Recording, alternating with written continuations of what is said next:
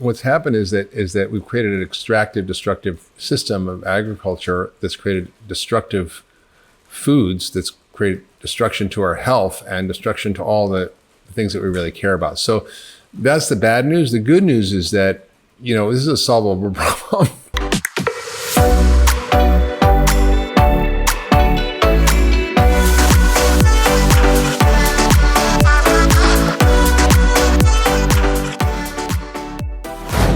Hi, everybody. Marianne Williamson here, and welcome to my podcast. I'm very excited about our guest today, a man I've known for several years named Dr. Mark Hyman. You might have heard my interview several weeks ago with Aaron Brockovich talking about the corruption of America's water supply. Today, we're going to be talking about the corruption of our food supply. We go on and on about holistic health and wellness and how we're all going to be healthy, but there's a limit to how healthy any of us can be ultimately when there's the kind of toxins and chemicals, not only in our food, but in our fertilizers and the pesticides, in so many aspects of the food that we consume and the air that we breathe. We now have a situation where within 10 years, 83 million Americans will have 3 or more chronic diseases compared to 30 million in 2015. So here people are desperately talking about how we're going to pay for health care, but what we really need to be talking about is why are we so sick? Why is there so much more chronic illness in the United States than among the populations in most European countries, for instance? What is going on? Well, a large part of what's going on is the corruption of our food. Now let's take it deeper. The food industry in the United States is a $15 trillion industry. We're talking about chemical companies. We're talking about food companies. We're talking about big agricultural companies. There is a deep corruption that we're talking about here.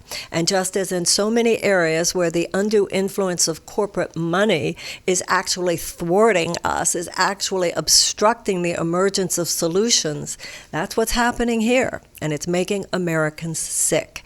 There are millions of Americans who don't even have access to healthy food, who live in food deserts where fresh fruits and vegetables aren't even available, who cannot afford the kind of food that would be a healthy diet.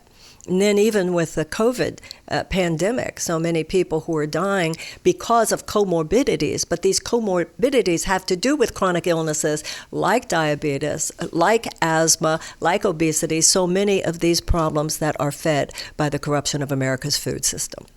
Well, nobody lays down what we need to know. Nobody articulates both the problem as well as the solutions more than Dr. Mark Hyman.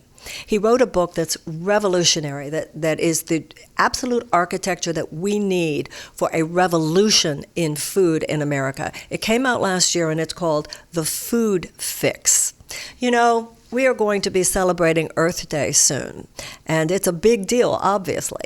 But I'm old enough to remember when it started, and it started as just this kind of hippie thing that a lot of Birkenstock-type people were doing. In 1970. That's what's happening with this food revolution today.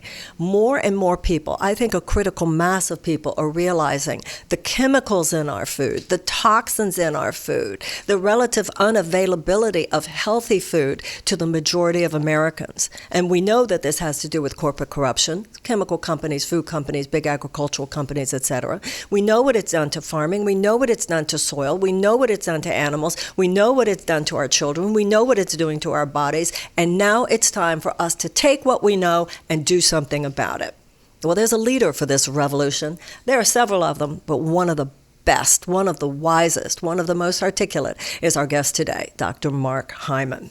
Mark, as I said, wrote Food Fix, but he also is the author of 14 other New York Times bestsellers. His last one is The Pegan Diet, 21 Practical Principles for Reclaiming Your Health in a Nutritionally Confusing World. He's also the host of the Doctor's Pharmacy podcast, and he is head of strategy and innovation at the Cleveland Clinic for Functional Medicine. We're very fortunate to have him here with us. Hang around after the interview. Some people sent in questions that I will be answering. So let's get started. We're going to change the world. Dr. Mark Hyman. Mark Hyman, my old friend, thank you so much for being with me today. I'm so grateful. I'm glad to be here. Thanks for having me. We've already talked about the extraordinary book, The Food Fix, and I've already talked about how it's a kind of architecture for what we need in order to have a cultural revolution on the topic of food, very similar in a way to the environmentalist movement. You make the point that this $15 trillion food industry and the corruption of our food supply that it has created, agricultural companies, food companies, chemical companies, impacts so many of the areas of our societal breakdown. And you break all that down for us, that this has to do with our chronic disease rate, our economic burdens of healthcare, mental health, aging, social justice, climate change. So I'm really grateful to have the opportunity for people to hear what all this means. First, I want to start with a basic definition. We've all heard the term functional medicine. I know that you're a functional medicine physician. Would you first explain to people, what does that mean that you're a functional medicine doctor? Well, it's basically pretty simple. It's understanding how the body functions. I'm interested in how it functions, not how it actually, not how we actually think about it in traditional medicine, which is based on diseases and specialties. I'm interested in looking at the root causes of disease and understanding how the body works as one entire ecosystem. And so instead of a reductionist view of medicine, which we have now, where you go to the specialist for every part of your body, it's an inclusive view where we look at the body as one whole dynamic, integrated, adaptive system, and everything connects to everything else. So I think that's a really fundamentally different way of viewing disease and health. It's really the science of creating health. It's the functional medicine essentially is the science of why as opposed to what. Not what disease you have, but why do you have this disease? You have a migraine headache, or I have arthritis, or I have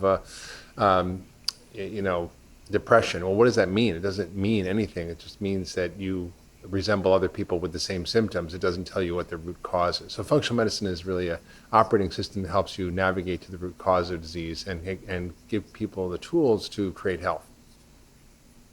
So we're in a society where there's a lot of discussion and treatment of symptoms, but a real resistance and reticence sometimes to talk about root causes, because the same political system that we're looking to treat the symptom so many times has to do with that which created the cause. And when you talk about the ecosystem, the body's ecosystem, and the ecosystem by which the body relates to other forces of nature, you see food as central, both in terms of preventing disease as well as healing disease, and yet our healthcare system hardly talks about food. So how do you see this? Explain to us why food is so important and where the food supply has become so corrupted in our society. Well, it's such an irony that the biggest driver of death and disease right now, including COVID-19, is our diet and food.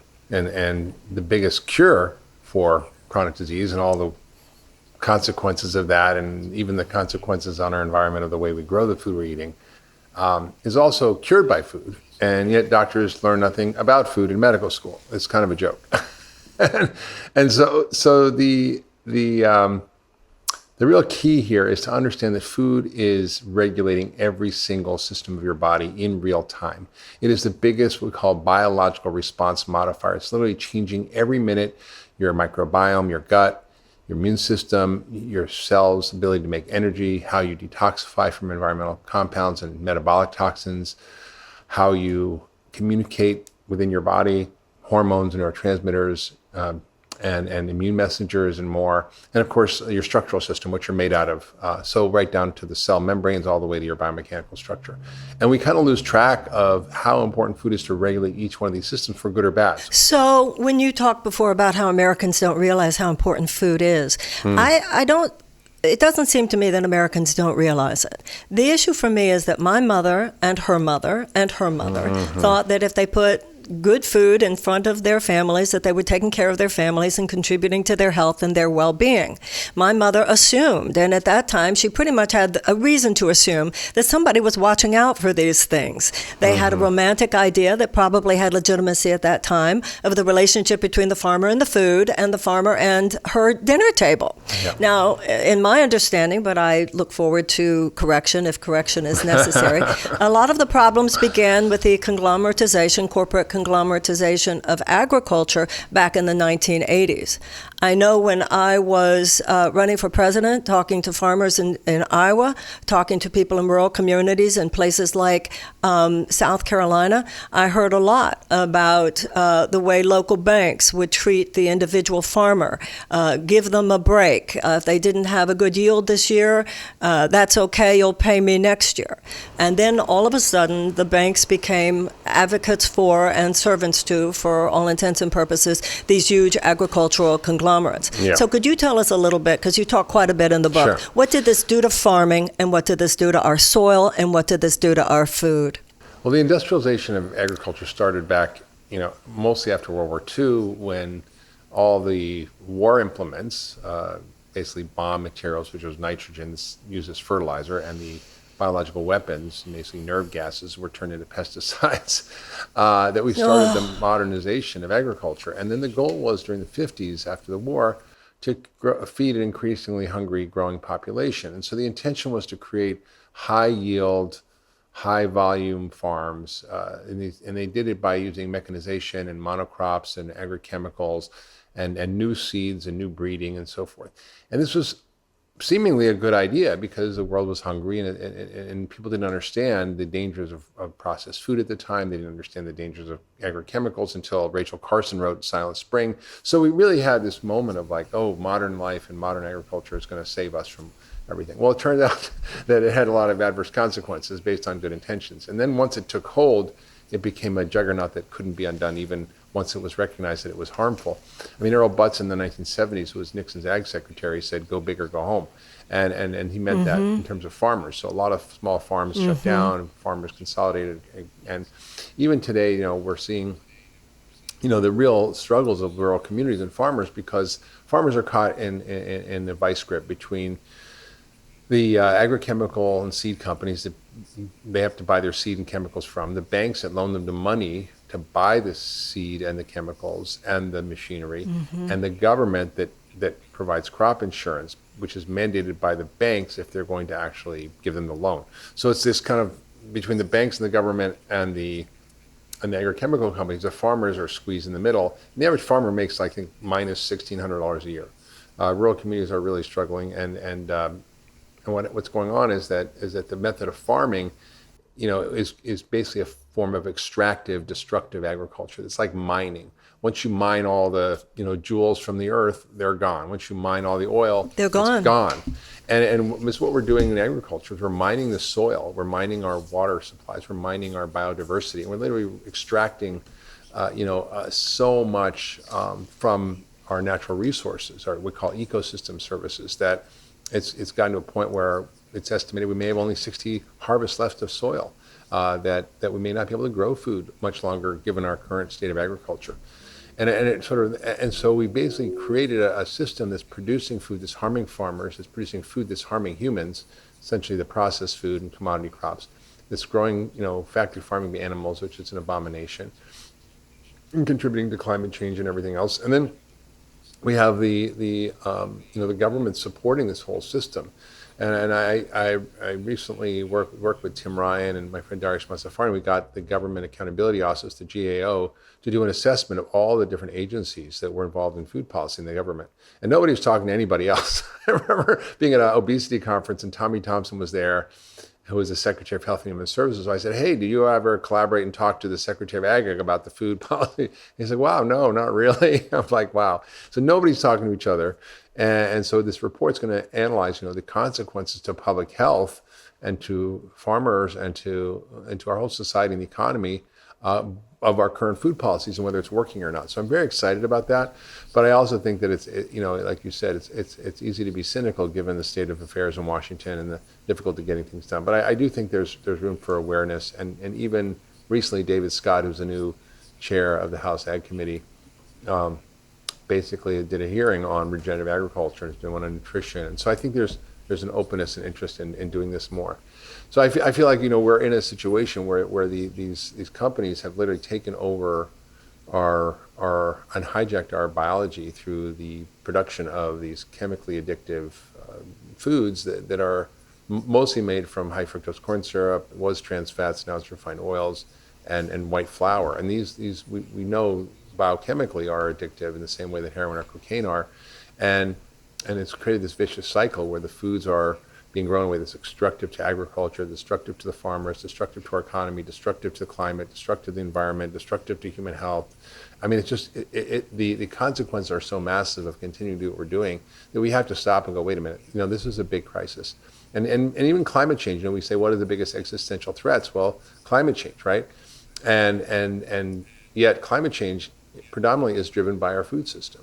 End to end, it's the biggest contributor and potentially the biggest solution, right? So when you take deforestation, soil erosion, transport, refrigeration, factory farming animals, food waste, you add it all up, it comprises about 50% of greenhouse gas emissions. And people don't understand that by using a different way of farming that actually produces healthier food.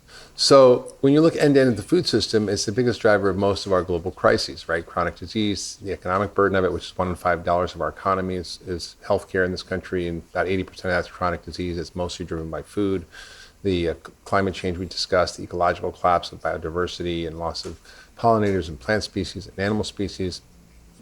We've lost 50% of our birds from agriculture in this country. We've lost 75% of our pollinator species.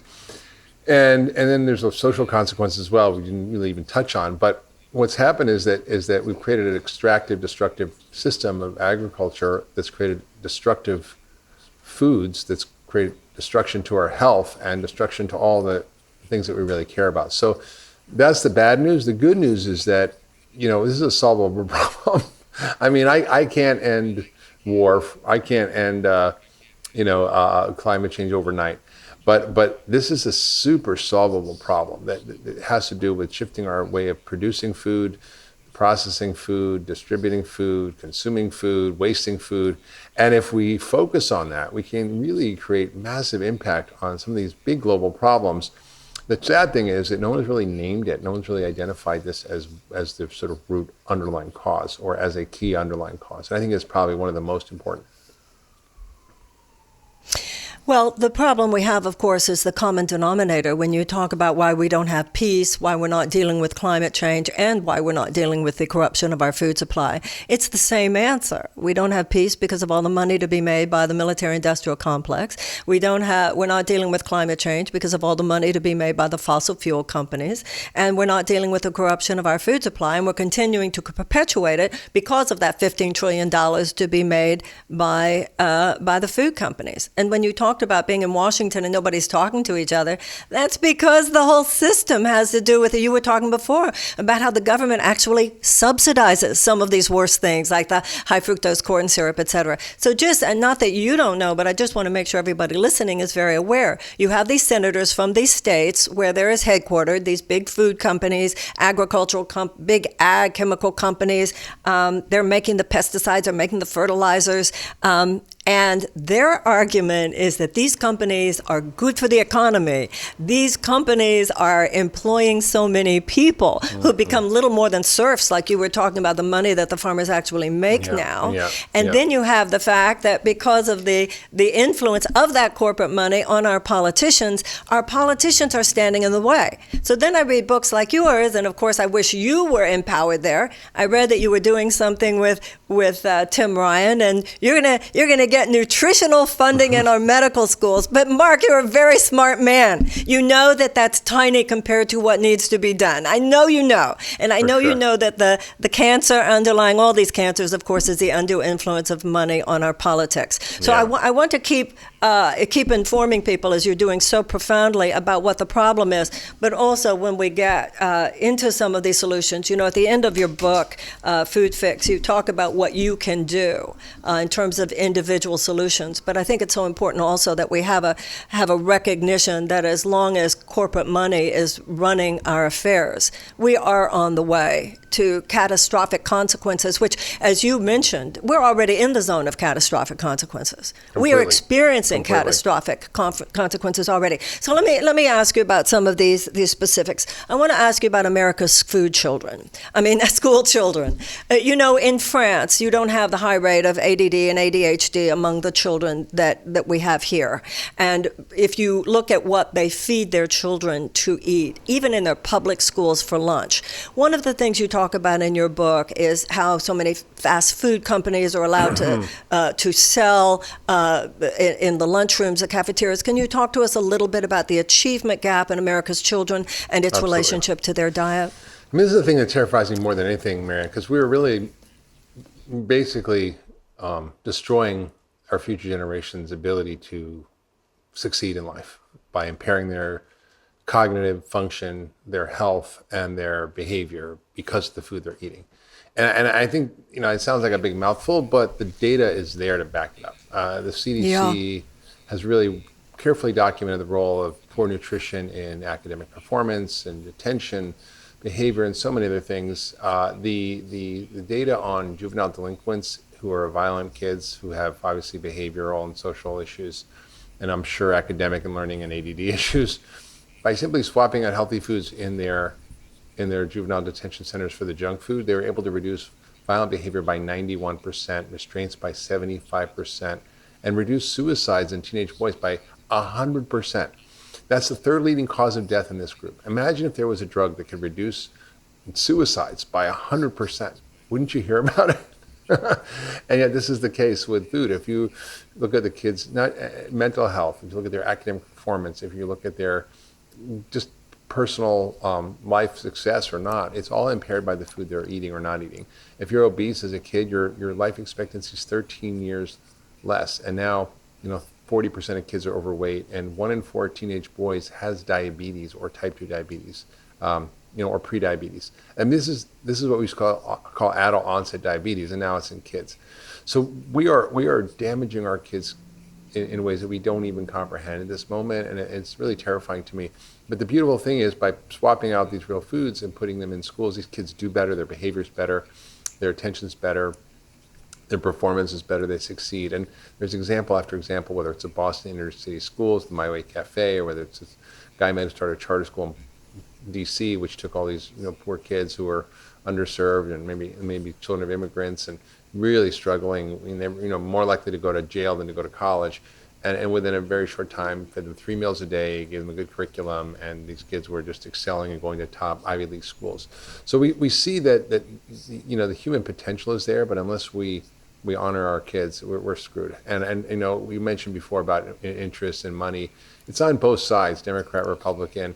Amy Klobuchar, nice enough woman, a senator from Minnesota, but under Obama, she lobbied for pizza to be a vegetable.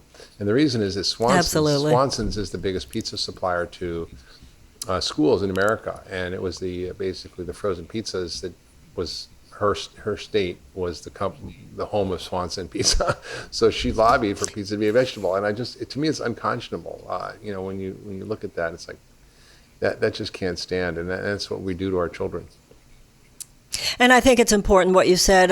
Michael Lewis's book, The Fifth Risk, all about agency capture, the fact that so much undue corporate influence of these agencies like the Food and Drug Administration exists, but how, as you said, it's not always so much better under Democrats. Even now, Biden's choice for Secretary of Agriculture, Tom Vilsack, connections to big agricultural companies, et cetera. And he worked for the dairy industry after he left the White House. So. Absolutely. So this yearning and this fervor that people have, we have got to have the political sophistication to realize that it's throughout the system. The Republicans are worse, but that doesn't mean that the Democrats are fixing it, and it doesn't mean that the Democrats aren't perpetuating the problem. So the children, we have the issue, we're talking about how we feed our children, but of course a lot of times it's the government contracts with these companies that are giving them such terrible food. The next thing I want to ask you about is how the children are being affected, obviously, by all these fertilizers and pesticides. It's unbelievable. It's unbelievable to me that Roundup is still sold. It's hard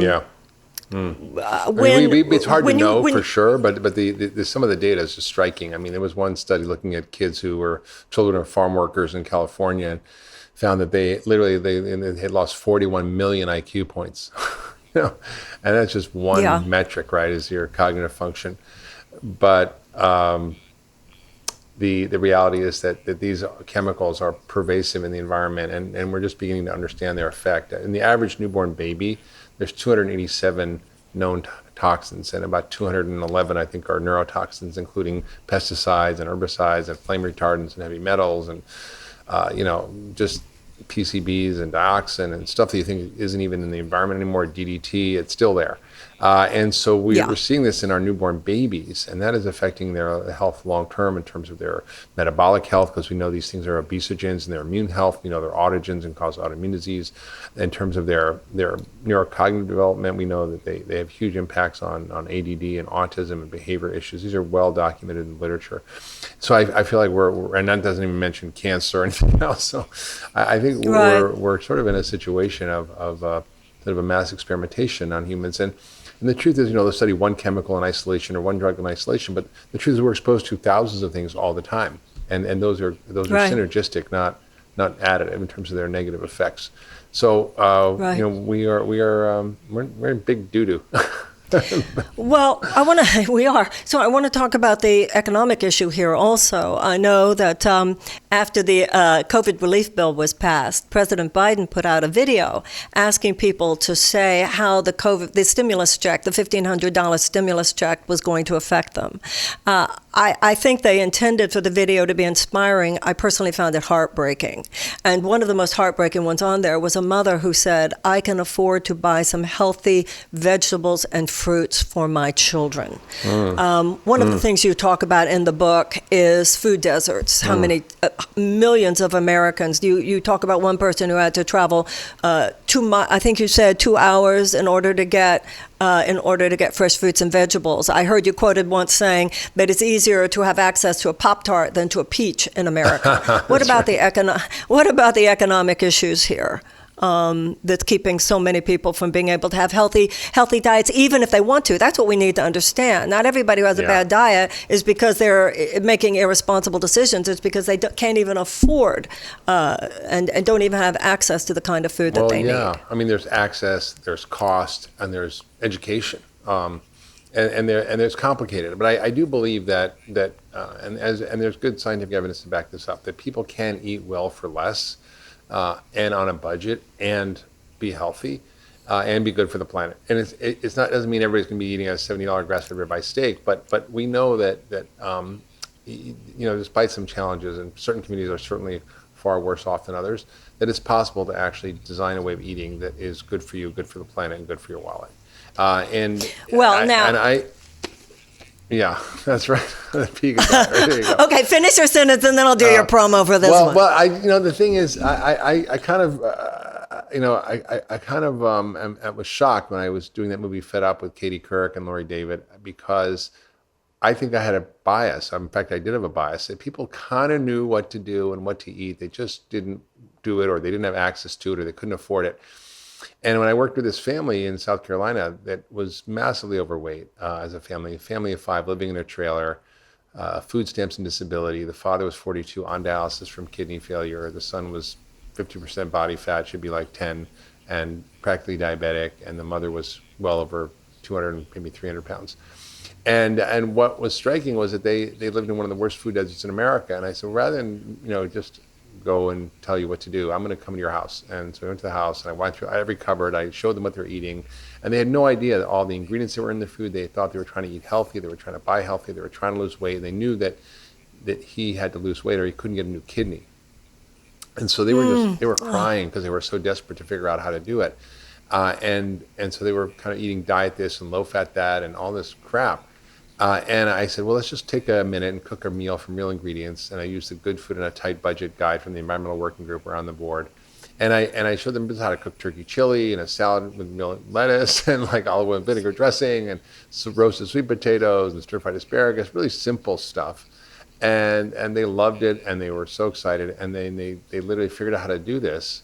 I gave them a cookbook and this guide, and they lost 200 pounds as a family the first year. The father lost 45, got a new kidney. The son lost 50, gained it back, went to work at Bojangles, but then eventually lost 132 pounds and went to medical school and was the first person to even finish high school and go to college. Oh my God! So I was like, wait a minute. No, if it's only about cooking one meal with a family and showing them how, as opposed to telling them how. My mother, my mother said, when you write, show, not tell, right? So I think it's it really was so telling for me to look at my assumptions about it being too expensive or too difficult, or they live in a food desert. I mean, they lived in one of the worst food deserts in America, but they figured it out. And I think there is hope when you hear stories like that of how people with the right information, education, and training can actually reclaim their health and have agency over their lives. Well, I think one of the most paternalistic and arrogant aspects of the elite political and media system in America is that people assume that those who do not have as much money as others do are stupid, are ignorant, and they're not. They're just as smart as anyone else, and their values are just as pure as anyone else's. But there is so much propaganda, and there is so much gaslighting, and there's so much confusing of the dots, so that people honestly don't know. And you've talked, of course, and others have as well, about the fact that the doctors themselves, in too many cases, don't know. You were talking about doctors and students in medical school who aren't even taught about nutrition, but you and I also know how much of that has to do with the fact that the pharmaceutical companies are giving so much money to the medical schools. I know that came to a head at Harvard a few years ago, right? Yeah, I mean, it's pretty corrupt, the whole system. The medical system. Yeah, the system, the whole system is corrupt. Okay, so I have heard you say repeatedly, and also I want to make sure that people understand that the book that came out this year, The Pegan Diet, has to do with how individuals can eat in a different way. I think of The Food Fix as more the book that's telling us about how the structural changes need to be made, and Pegan Diet tells us more about our own individual changes that we can make by bite. But one of the things that I've seen you say on other podcasts, but you seem a little bit more down to earth on this one. As you said, we can make these changes, and you're so optimistic and so forth. I don't know. I think of you. I think that America has no dearth of geniuses. We have no dearth of problem solvers. We have no dearth of people like yourself in every single area, demonstrating another way. Demonstrating, as you said, that it's eminently fixable. Yeah, a lot of things that are crisis-level problems in America are eminently fixable, but the system actually obstructs the emergence of people like yourself on anything other than levels of charm and sort of cocktail party banter and the most superficial of changes. Tell me if I'm wrong. You said you've been to Washington. You talked to the man who's the head of the Congressional Committee on Agriculture. Excuse me for this like cynicism that somehow that emerges at times. But you and I both know. You mentioned the Democratic senator claiming that pizza is a vegetable. You talked about. We've already talked about Biden's head of agriculture, his connection to big ag, dairy, et cetera. He's been more progressive what do you since think? He's come into the office the second time, so I'm sort of suspending judgment to see what he does. Let's talk about that, actually, because I think this is a really important topic. I think that there are various ways that that's true with the Biden administration, but even where there do seem to be some of these more progressive sensibilities, the things that are being suggested are so incremental, Mark. And you have said here, and you've said in your books, we do not have time for these kinds of incremental changes. No. I mean, you know what struck me, Marianne, was when I was in Washington, and now, I've created a nonprofit called the Food Fix Campaign and an advocacy group. We're talking to lawmakers, and I had a chance to be on a boat with a Democratic senator last year. I was sort of just shocked at the lack of awareness or knowledge of these issues. It wasn't like they knew about them and then they were ignoring them. They just didn't understand the intersection of all these pieces and the ways in which policies can really impact them for the good, and that how our current policies are actually perpetuating all the things they're trying to solve.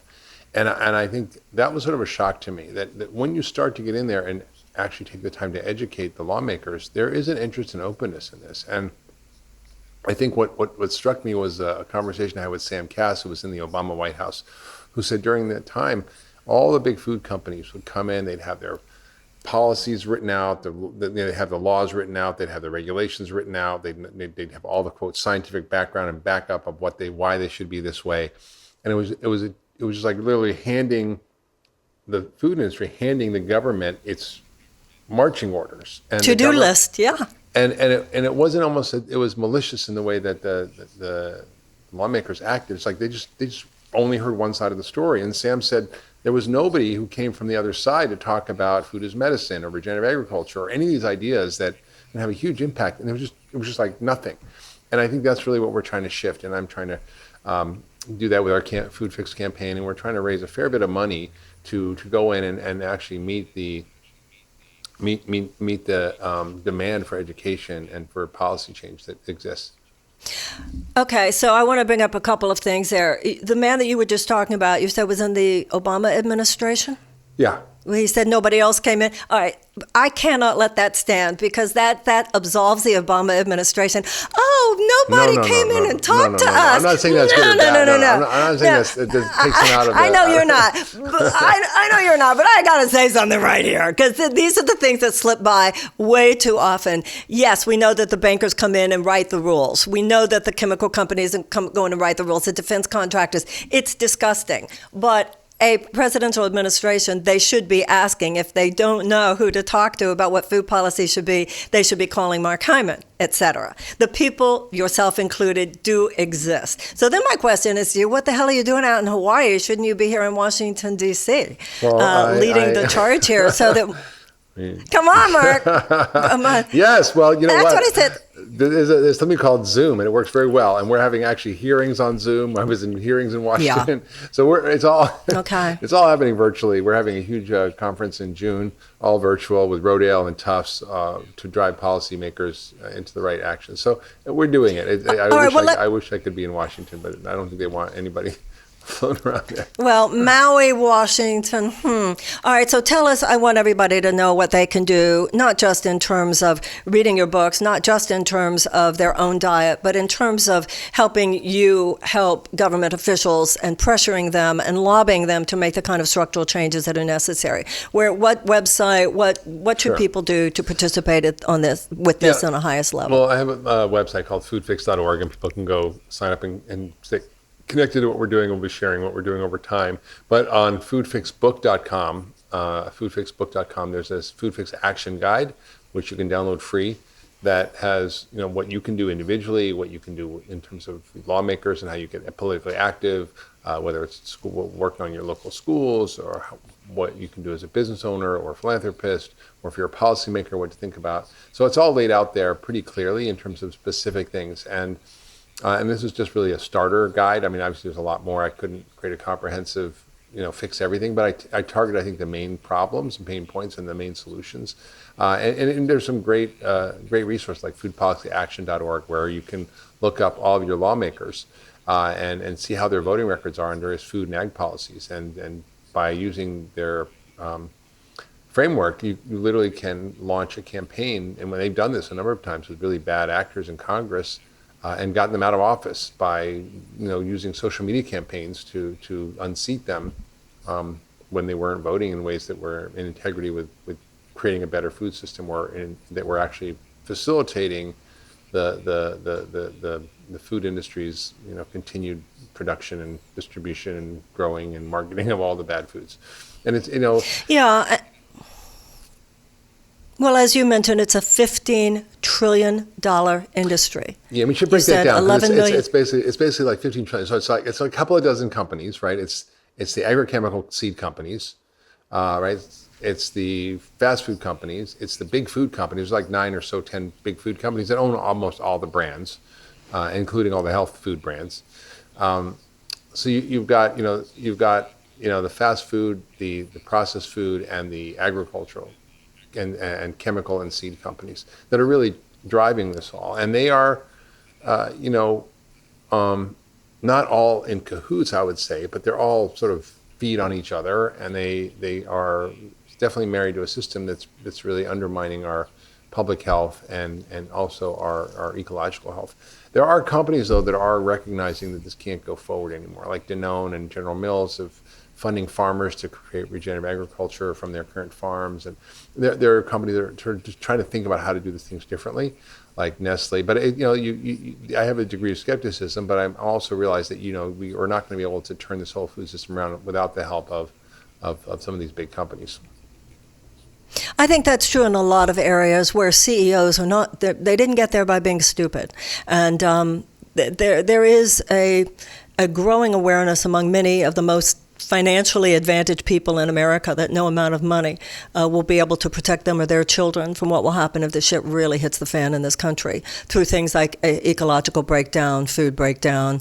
If there's no food, there's not going to be food for anyone. We could have wars over water, wars over seeds, etc. And you see what's happening in with the farmers right now in India. Would you see what's happening with the farmers in India right now is basically that they've seen what happened in the United States and they're trying to stave off that same kind of destruction? Yeah, I mean, India is interesting because, we had this movement called the Green Revolution, which I talk a little bit about in the book. And it was, it was a well-intended idea that was funded by, a lot of the World Bank and the Rockefeller foundations and other groups that were trying to do good in the world. But the idea was basically, let's take our modern ways of growing food and distribute it throughout the world, and particularly in countries that are underserved like India, and give them special seeds and special chemicals and better yields and It's like, and instead of understanding local food systems and how to actually facilitate kinds of agriculture that work in each environment, they basically got them hooked like on a heroin line on these chemicals and seeds, but then they couldn't afford them, and so they end up in this vicious cycle where they're stuck. And now, we see in India, farmers have among the highest rates of suicides. Even in the United States, the farmers have the highest rates of suicide. We're starting with the suicide, exactly, here in the United States as well. The terrible human toll. Well, I thank you very, very much for what you have educated us about, for the path forward that you have articulated, for the work that you're doing. I want everybody to understand, be very clear, until we get the money out of politics, none of this will really change.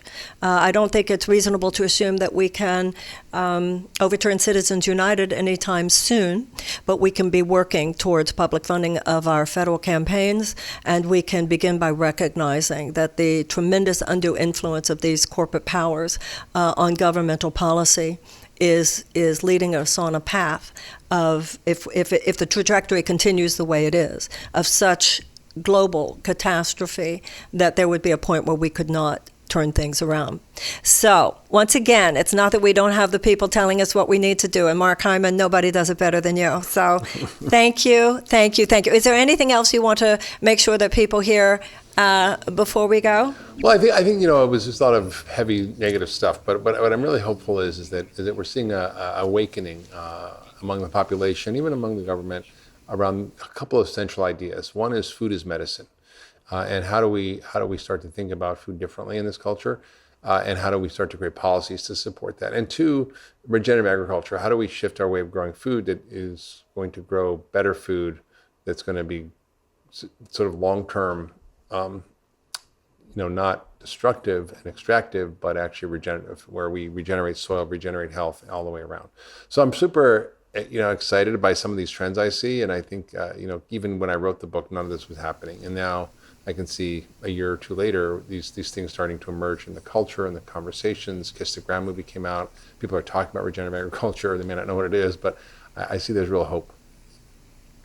Absolutely, because the destruction of the topsoil, like you said, we don't even have that many more seasons that we can go on like this. We can't exist without healthy topsoil. Regenerative agriculture, food is medicine. We already talked about the achievement gap in our children and how much that has to do with food. I want to talk to you about two other items along that line. Number one, anxiety, depression, etc.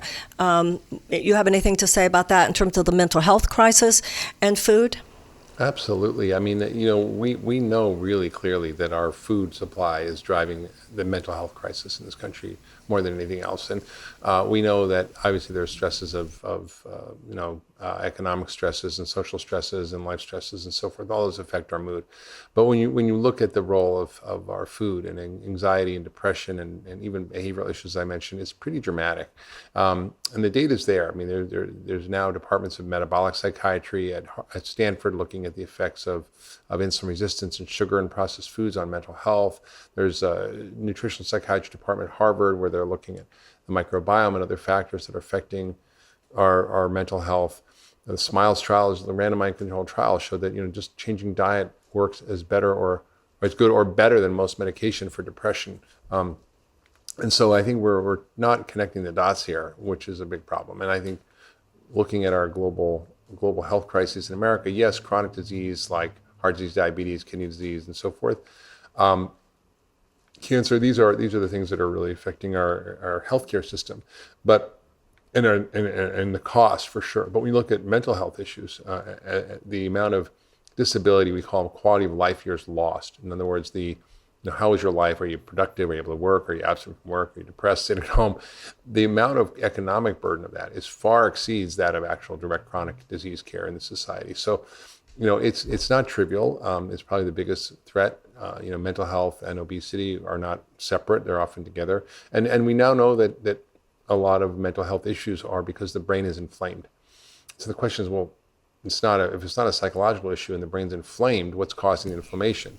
And right. Why is the brain chemistry? People say there's a brain chemistry problem. Why? Right. So you're saying that food affects brain chemistry, right? 100%. So our processed high sugar starch diet is driving so much of our inflammation in our bodies and in our brain. And so it's really something that's quickly fixed by changing diet. And this is just one more area where big pharmaceutical companies say, that's okay, we'll treat the symptom for you, and of course for them to the tune of billions and trillions of dollars. The next thing I want to ask you is about aging and about dementia and memory loss and keeping the brain healthy. The boomers are aging. You have anything particular to say about Sure. all those issues of brain health as we get older and food? Oh, sure. I mean, I just did a documentary series called Longevity Documentary Roadmap on Longevity Roadmaps. Is it out there now? It's out. Yeah, is it out there now? Yeah. So we did. Where? cover a lot Where of can this. I see it? It's you can go to, I think. Gosh, I should know that, right? I think it's longevityfilm.com, or you can just Google Dr. Hyman Longevity docuseries. Okay. And so the mental health issues are for sure related to our diet, but so is our neurocognitive and neurodegenerative issues, whether it's Alzheimer's. They're now calling type 3 diabetes. Our memory is definitely connected in our cognitive function to what we eat. Pre-diabetes causes pre-dementia. So you don't even have to have full-on diabetes. But if you're diabetic, your risk of dementia is 4 times as high. Well, I want to stay young and fabulous as long as possible, so thank you for the information. And I think everybody listening and watching is very clear that when it comes to not only what you should eat, what you can eat, how to change your own diet for the better, how to make food your medicine, how to raise your children in a healthier way, but also how to help co-create this tremendous cultural and economic and political shift that we need to in order to develop a healthy food system in the United States. Mark Hyman has all the information. Dr. Mark Hyman, you heard it here. His books, his website, his films, and my deepest thanks to you, Mark. I hope that you continue to thrive, you continue to do the work you are doing. I'm honored that you would stop by and talk to us, and any way that we can ever connect. We've known each other for quite a while, and I remain your big fan. Thank you so much. Okay, everybody, Dr. Mark Hyman. Much love to you, Mark. Thank you. Well, I hope that you enjoyed my interview with Mark Hyman. I certainly did. And I feel that you have so much information going forward if you want it in his books, on his website, in the documentary films that he has made. I've already read a lot, but after hearing him today, I want to read and watch even more. How lucky we are to have him among us doing the extraordinary work that he is doing. I want to thank those of you who sent in questions to Marianne at castmedia.com. And the one I want to take here is from an old friend of mine, Rebecca Capps. Hi, Rebecca. Here's her question. I have a question for Marianne pertaining to her question that she posed regarding the body.